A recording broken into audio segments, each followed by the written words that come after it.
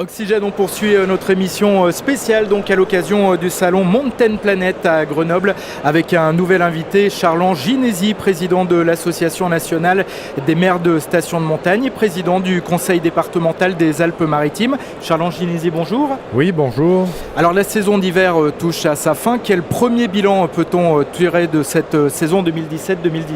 Le premier bilan est un bilan de satisfaction. C'est une saison qui a démarré très tôt sur l'ensemble des massifs. Dès le mois de novembre, nous avons été enneigés.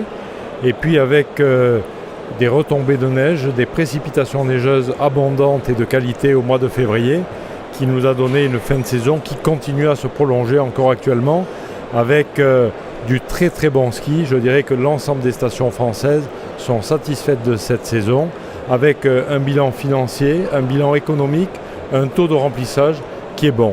Je ne vais pas vous donner de chiffres parce qu'il y a autant de chiffres qu'il y a de stations, mais une moyenne, nous sommes en augmentation entre 10 et 30% sur le plan des chiffres d'affaires et sur le plan des taux d'occupation, c'est variable, mais toutes les disponibilités sont en augmentation avoisinant presque 10% d'augmentation. Alors on skie de plus en plus à cette période, ce n'est plus du ski de printemps, mais c'est le printemps du ski et ça a été une volonté de la NMSM aux côtés de France Montagne. Oui, de la même manière que France Montagne a lancé le plan de communication Noël à la montagne, c'est magique, pour lancer le début de saison, il y a eu ce printemps du ski qui existe maintenant depuis 3-4 ans et qui fait que l'ensemble des stations se mobilisent pour donner un produit, faire un package adapté à chaque clientèle. Chacun trouve chaussure à son pied. Et cette année, avec les conditions d'enneigement, on ne peut que se réjouir de ce printemps du ski qui permet à tout un chacun de bénéficier d'offres exceptionnelles. Alors la France a perdu depuis quelques années maintenant sa place de leader mondial en matière de fréquentation des stations. Quelle stratégie la montagne française a mis en place pour repasser devant les États-Unis et l'Autriche ? La stratégie est une stratégie volontaire, initiée par les maires, par les directeurs de stations, par les directeurs de remontée mécanique, par les écoles de ski. Il y a une vraie volonté de poursuivre le savoir-faire qui est le nôtre. Il y a une vraie volonté de poursuivre le savoir-faire qui est le nôtre, mais en même temps un signal au gouvernement de dire attention, arrêtez de prendre aux stations de montagne, arrêtez de taper sur les maires des stations qui sont de véritables chefs d'entreprise. Il y a une solidarité que nous devons avoir pour que la France continue à être performante en termes d'attractivité de domaine skiable. Et cela, nous ne cessons de le répéter parce que si nous ne demandons pas à être aidés à tous les coups, partout dans tous les domaines, nous demandons surtout à ne pas être étouffés. La réforme territoriale nous a amené des chamboulements extraordinaires qui ne nous apportent pas de plus-value. Les maires de station sont maires d'une station en étant maire d'une commune. L'intercommunalité avec le transfert des compétences, notamment tourisme, de savoir-faire aux intercommunalités qui gèrent aujourd'hui les stations est quelque chose qui brouille les pistes et qui ne nous permet pas d'être concurrentiels avec les autres territoires où il y a du ski. La réglementation également, nous ne demandons pas là aussi quelque chose d'extraordinaire. Trop de normes aussi pour les acteurs trop de du ski, normes, la beaucoup montagne. trop de normes et surtout un désavantage par rapport à l'Europe. La norme française est souvent beaucoup plus draconienne que ne l'est la norme européenne, quoi qu'on en dise. Alors les Français sont contraints par des normes, par des obligations que les Européens n'ont pas. Ce qui veut dire que l'Autriche se retrouve avec un taux d'enneigement de production de 60%. L'Italie sont à 70%.